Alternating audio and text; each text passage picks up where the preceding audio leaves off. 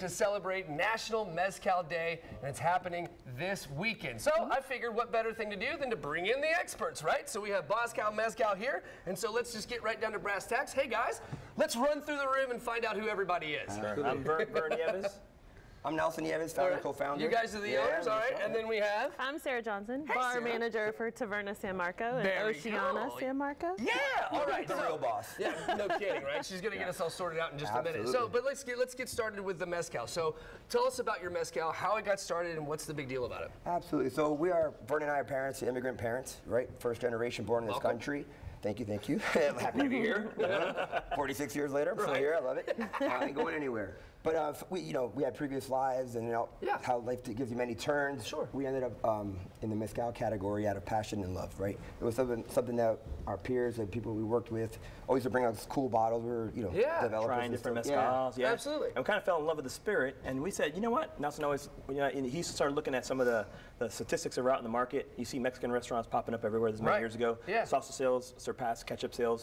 And we started really seeing that folks were really kind of gravitating towards tequila and eating tacos out of a trailer. Yeah. Let's go. Looking for something authentic and premium is what we've realized. Yeah. So we started with this venture. Nelson goes down. He goes to Oaxaca, Mexico, and he realizes that that's kind of like the place where most mezcals are from. Okay. And our father is from Uruguay. He used to always say to us, better to be the head of a rat than the tail of a lion. So we took a different approach. Okay, right on. And we went to Durango, Mexico, Highlands, all wild grown agave, and we started this brand many years ago. Wow, very cool.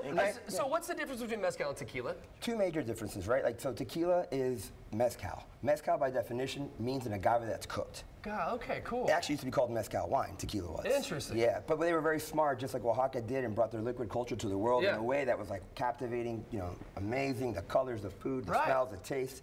So it just won everybody's heart, right? Yeah. And then all of a sudden, it surpassed. And I think the mezcal tequila is like a parent's and child's story. Like, where as a parent, you want your child to do better than your life. Tequila smoked the parent, but he can pay for the nursing home when he has to check him in, kind of. That's amazing. All right, so let's talk about what we got here. We're gonna pivot over here to you, Sarah. Yeah. So what are we making today? We're gonna make a drink with this we're gonna make mezcal. The mezcal Rita, which is coined from Bosscal. We trademarked it. That's a great way to bring Hey guys, you can see the recipes up on your screen right now. And we're using their Jovan so mezcal expression. Oh yeah. All right. Groovy. So how many ounces is that? About 1.5 ounces each for the mezcal Rita. Gotcha.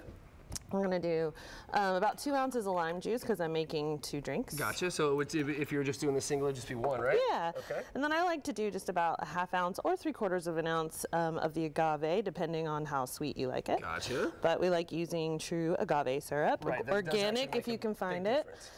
Absolutely. Yeah. And we're just gonna do a little bit of water. You don't have to do this, but in our recipe we add it. And I've already rimmed these glasses here with a little bit of tagine salt, which is a nice lime chili salt. Cool. And then here we have a regular just your run-of-the-mill salt. Yeah. All right. So we're just going to give that a nice shake.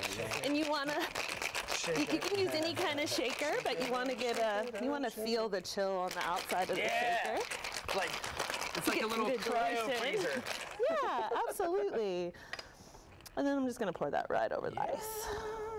Ooh, and for us, that looks good. I'll share with you, Mezcal was important for us because mezcal was one of those drinks that everybody was drinking. All thing they remember was like back in Cancun, they shook my head and made it work. I felt like hell, that's not good. So, what better way? Margarita's #1 cocktail in the world for 30 years. Yeah. 75% of tequila sales driven by margarita. So Mezcal phonetically sounds, people can associate with it, and it's done a great job. As a company, we're obviously very thankful if it helps our sales, but I think it helps the families in Mexico and get the word out. And the category as a whole, serves, So it's a great way to really introduce mezcal. All right, Sarah, what are you making for us next? So I'm making the Boo, which, Vern, do you want to talk about the cocktail kit that you're doing? Yeah, so we're working with a company called Shaker and Spoon, and you'll see the box here to the right. And it actually has all the kit. It's a kit that you can order online, and then you go and you pick up the actual Bosscal at one of the local stores. We're in ABC, we're in Total Wine throughout the U.S. and here in Florida as well. So then the kits come and then actually tells you how to make the drinks. There's a guy named Tony Abou-Ganim, which is the modern mixologist. He's like the guru of mixology. Yeah. He actually created this cocktail called the the Boo. OG. Whoa. Yeah, he's in Vegas, based out of Vegas, but yeah. it's an So amazing this cocktail. one, the Boo, is of a nice Hawaiian little theme. kind of riff off of an old fashioned. So we're Okay. kind of using the mezcal in place of like bourbon or rye whiskey, which is really fun because it imparts like a smokiness. And they've made a little spiced shadow syrup, which comes in the kit. Cool.